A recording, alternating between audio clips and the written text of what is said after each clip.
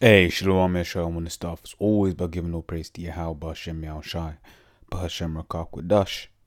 Double honors to the apostles of GMS and honors to you brothers doing the work in truth while sincerity. This is a quick one, just a quick review on that film Aquaman. Aquaman is one of the DC universe superheroes, and surprising for DC. It was actually an entertaining film, right? Good visuals, etc., etc., etc. But obviously, that's not why we are here. Um, I'll do my best not to go into any spoilers, but I'll just touch on a few points that were raised throughout the film, and then whatever the spirit leads. So the first things first, you got Aquaman, and his dad is a human, and his mum is a queen from Atlantis, whatever, what have you. Now, we know what it is according to the scriptures, man. You get them superpowers, you get them gifts, right? You get chosen by your father's line, right? So if his father's a human, then really and truly, Aquaman is what do you call it? Is just a human. He is not of royal blood. Right, this is in Numbers 1:18. It says, and they assembled all the congregation together on the first day of the second month and declared their pedigrees after their families by the house of their fathers. Right, and that's the thing there, the house of their fathers, because it's that is, you are who your father is according to the scriptures of the Bible. Right, this is according to the number of the names from 20 years old up, 20 years old and upwards by their polls. Right. Like I said, the point there is you are what your father is, right? And this is just the typical thing of Esau switching things around. Right, for instance, you get them so-called Jews, which, if I'm not mistaken, they believe you're a Jew, by your mother's line, and it's like, where'd you get that from, right? The Torah here in this verse is very clear, right? It's the 12 sons of Israel, right? Not the 12 daughters, right? I mean, there was a sister, Dinah, right? You don't hear about her, right? You don't hear about the tribe of Dinah, right? So this whole thing is a corruption of what the scripture says, right? This is Isaiah 29:16 says, surely your turning of things upside down shall be esteemed as the potter's clay, right? For shall the work serve him that made it? He made me not. Or shall the thing framed serve him that framed it? He had no understanding, right? So basically, he's sort of looked at what the order is, right? How things are determined, right? And as usual, right, being the devil, right, he switched things around, right? He's basically, like I said, made it look like your mother's line is important, which ultimately is not, right? You look at what do you call it? Let's get the end of Ruth. Let's get to the last chapter in Ruth. Bible. Ruth 4. Right, so you look at Ruth, and now Ruth was a Moabitess. If I believe, yes, and more of a Ruth the Moabitess is a Ruth 4:10, right? So Ruth was a Moabite, right? But we jump down to Ruth 4:18. So now these are the generations of Pharez. Pharez begat Hezron, and Hezron begat Ram, and Ram begat Amminadab, and Amminadab begat Nashon, and Nashon begat Salmon, and Salmon begat Boaz, and Boaz begat Obed, and Obed begat Jesse, and Jesse begat David, right? And then you actually come up here. So, and Naomi took the child and laid it in her bosom and became nurse unto it, and the women gave her neighbors. In fact, let me go to the point.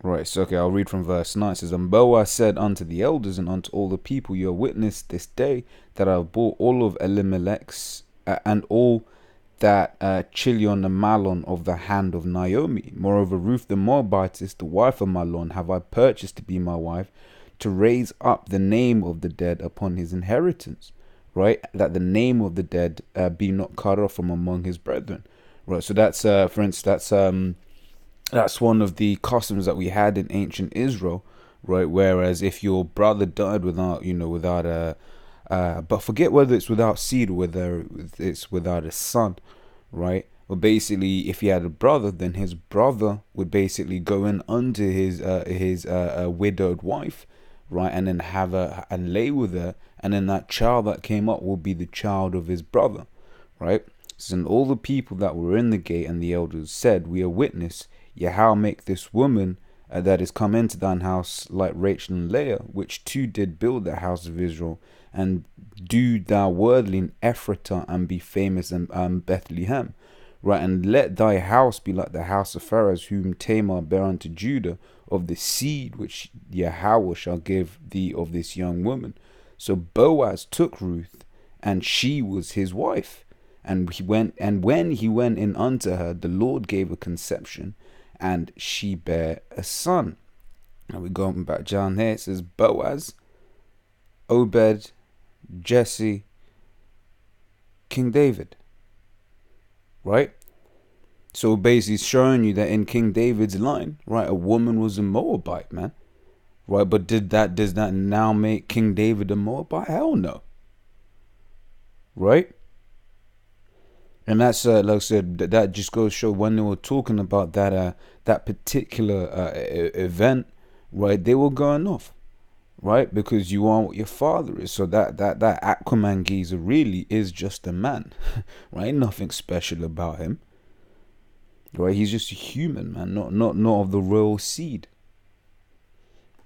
This is Deuteronomy 22:23, right? So and so basically the story is that he also has a brother, right? As in this Aquaman guy has a brother, and his brother was the son of the king and the son of the queen, right? So he was a legitimate son, not a bastard, right? And in fact, they I won't go into that because that's part of the film, right? But basically, they got onto the queen for doing what she did, for laying down with the heathen, basically, right? You basically you've laid down with this guy, right? But basically, the second child, right? So Aquaman's little brother, right? He's betrothed to this woman. Now, this woman is the woman that you see on the poster, right? And he refers to her as my betrothed, right? And then, spoiler alert, then later on you see Aquaman kissing this woman. Right? Now, that is off. That is adultery, man. Right? If a woman's betrothed, you can't touch her, man. You can't deal with her. Right? Whether it's been consummated or not. Right? And this is the law. Now, and this goes back to the this is the infamous Deuteronomy, the 22nd chapter, right, which people people get emotional over. But this is one of those instances where this law would be applied. This is a living example of where this law would be applied, right? Because when you watch these things, when you watch these films, watch these TV shows, right, you just can't help. You always just filtering it through the scripture, like, nah, it was going off because of X, Y, Z. Right, you ask yourself, how would we judge this situation? Right, are they going off? Right, in doing this, right? Says Deuteronomy 22:23 says, if a damsel that is a virgin be betrothed unto an husband, and the mind, and you see that betrothed, right? Betrothed means promised, right? To promise to marry a spouse, right? Says unto an husband, and the man find her in the city and lie with her, then he shall bring them both out of the gate of that city, and he shall stone them with stones that they die. Right. So not only is this Aquaman an illegitimate son, right? He's also an adulterer, man. Right. It says, and in this instance, both of them will be put to death because she was all down with it. Really, I mean, in truth, she kissed him, right? Says them with stones that they died, the damsel because she cried not, being in the city, and the man because he hath humbled his neighbor's wife, so thou shalt put away evil from among you. And that's, once again, is how you would judge that situation, right? Was she in a position to be saved? Using Aquaman example, it was out for everyone to see. It was in the public. right? And she was all down with it, right? She was in agreement with it. So in this instance, right, the judgment, right, in ancient Israel, obviously don't do this now, right? But in ancient Israel, right, the judgment would have been, look, man, hey, both of you committed adultery, man, right? And you would have put her to death. You'd have taken her out, man. Right, it says, but if but this is the inverse, right? This is the protection of the woman, right? It says, but if a man found a betrothed damsel in the field, and the man force her and lie with her, then the man only that lay with her shall die. But unto the damsel thou shalt do nothing. There is in the damsel no sin worthy of death. For as when a man riseth against his neighbor and slayeth him, even so is this matter, right? So basically, he was laying in wait. He took her. She would have been fired. She would have been like, nah, get off me, man. She would have been screaming and whatever, what have you, in the look, in looking for help, right? So these guys are saying that, oh, we hate women, whatever, what have you. No, this is what the law says. This is protection for the women, right? So I'm just fixing this mic. It just stands a bit shite. Right, so Lords, you can still hear me. Right, so yeah, that was another thing, right? That you saw in the film that was off, right? Also, you get Isaiah 24:5. Now, this is something that basically makes the younger brother, right, the villain, right, almost, because there were two, but this is what made the younger brother, Aquaman's younger brother, really the guy. As always, who was in the right, and what always happens with these films is that the guy, which the directors always make the guy with who has the right idea execute it in the wrong way, right? Because man goes around just killing kings and whatever, like, and shit like that. I don't even know what word I'm looking for, but basically carrying out false flags to further his agenda. But the idea was correct. Right now, he wanted to wage a war on the surface people, right? And then one of the things they talk about, and in fact, is even a scene, right, when the redhead chick she's going to get her ship, right, and then in where she's hidden her ship, right, you basically have a fish and it's strangled by the but what do you call it, by the, you get the 6-pack of beer and it's the plastic around it, right? So it's basically showing you in the film the pollution, and this the Aquaman's younger brother, right, he's basically like, look, man, these surface people, they've polluted our oceans, right? They've and it's showing you like the oil rigs, spilling in oil into the seas, right? The plastics, and one of the things that as a warning is done, once again, slight spoiler alert. One of the things that is done is it basically it throws the he throws a lot of the garbage out of the seas and into the land. So then you get like the old ships that have fallen and polluted the land, right? You get the plastic, right? And and then it's one of those ones like, yeah, if you did have sea dwelling creatures, right, who has superpowers, right? I say that as a joke, but if there was an Atlantis, which there isn't, right? But I'm saying hypothetically, if there was, they'd be pissed, man. You go, and in truth, the animals are pissed, man. You've got animals dying off of the plastic of this man's pollution. Right, it's Isaiah 24:5 says, the earth also is defiled under the inhabitants thereof, because they have transgressed the laws, changed the ordinances, and broken the everlasting covenant. Right, and all for profit. In fact, let me grab that as well. Right, because they have polluted the whole earth, right? And it's defiled, and the earth mourns, man. Right? This is 1 Timothy 6:10. So for the love of money is the root of all evil. Now, money itself isn't evil, right? You read the Apocrypha, it says money is a defense, right? So money is a defense. But what Esau do, Esau loves money, and he does anything in the pursuit of it. Right? And you niggas too. Right, which is why the scriptures say, ye are of your father the devil, right? And that was in reference to Israelites. That was spoken to Israelites, right? But that's, then they're doing the lusts. He says, on the lust of your father you will do. So these niggas, right, they love money so much, and that's going to be the end of them, man. Because some of them have had to take deals or whatever, what have you, to get into the position that they're in, right? But this man, well, you ask him, oh, why don't you just use, glass and, other materials that are recyclable, that break down? His thing, oh, well, profit, basically, because he still wants to be able to transport all those goods, but then he's like, oh, well, we won't be able to move things across easily because of, because that's a problem. You're moving, let's say, a lorry full of Coke cans, let's say, right? Because the aluminium is light, right? It basically means that you can carry more with and use less fuel. So their argument is, well, aluminium makes it easy to transport, which means you pollute less, right? But look how hard it is to get aluminium out of the ground. That's polluting in itself, right? And what else do you have? Basically, it's all a damn mess, and there's only one solution, and that is to get rid of these Edomites, right?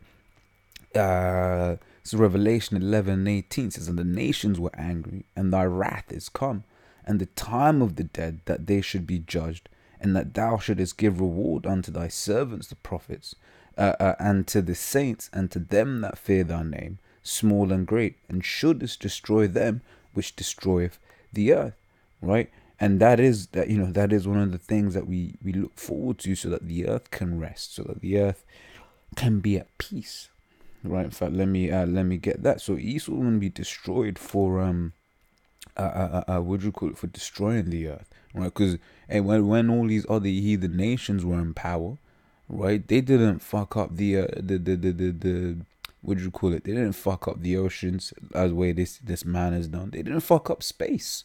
Esau's polluted space, he's polluted land, right? He's polluted the waters, man. He's polluted the rainforests. He's polluted the deserts, right? He's a cancer, right? It says Isaiah 14:8. It says, yea, the fir trees rejoice at thee, and the cedars of Lebanon, saying, since thou art laid down, no fellow is come up against us. Now this is twofold, right? But then also the trees, they're gonna be high, man. Because what does this man do? He just goes around, I remember growing up in school, this is what, how am I show you? This was what, maybe 17 years ago, right? Being 17 years ago, being told, yeah, look, man, the rate of destruction of the rainforest is the size of a football pitch, right? Soccer field being destroyed in, I think, maybe a day. And I think that's generous. I think maybe it was like an hour or whatever, but it's a large amount of rainforest is just being destroyed constantly. Why for McDonald's, for this, for that, right? Once again, going back to this point here, the love of money is the root of all evil, right? And I'll end with this as well. Let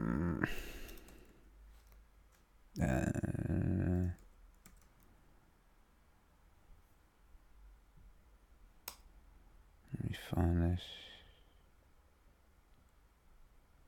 Right. This is 2nd Ezra 6. I'm going to start from 47. Yeah, that is the point. Right. It says, upon the 5th day, right, this is going into creation story and expounding on Genesis 1. Right. It says, upon the 5th day, thou sayest unto the 7th part, where the waters were gathered, that it should bring forth living creatures, fowls and fishes. And so it came to pass. For the dumb water and without life brought forth the living things at the commandment of the Most High. Right? It says that all people might praise thy wondrous works. Then thou didst ordain 2 living creatures. The one thou callest Enoch, and the other Leviathan. Right? It says, and didst separate the one from the other. For the 7th part, namely where the water was gathered together, might not hold them both. And unto Enoch thou gavest 1 part, which was dried up on the 3rd day, that he should dwell in the same part wherein are 1,000 hills. But unto Leviathan thou gavest the 7th part, namely the moist, and hast kept him to be devoured of whom thou wilt and when. And that's beautiful, right? So reason I bring this up, so they basically kind of go into a I don't know if I can call it a creation story in the film, where basically they're saying like everyone was together at one point, but then an event happened, and then basically it got flooded, blah blah blah blah blah blah blah, right? Which obviously they weren't going, entirely correctly, but that, the Lord did basically separate, the sea dwelling creatures to the land dwelling creatures, which is what's going into here, right? And what else was a good point? Yes, it says, and has kept him, but unto 52, but unto Leviathan thou gavest the seventh part, namely the moist, and has kept him to be devoured of whom thou wilt and when, right? And that's one of the things you see is basically, nearer the end of the film, right? You have this massive creature, right? And then he's basically just tearing shit up. They've got their little robots or whatever, in the sea fighting, right? And basically, yeah, Leviathan. I mean, there's this creature which I'm a liken to Leviathan. He's just, you have this ship, and then literally this creature just breaks it up like it's nothing, like it's child's play, right? And Leviathan's gonna have a field day himself, right? So yeah, I mean, like I said, it was just a quick one. Well, it actually ended up not being a quick one. It was just a look into that, filtering that film Aquaman through the scriptures. And yeah, as always, Lord's will, that was edifying. Until the next time, I say shalom.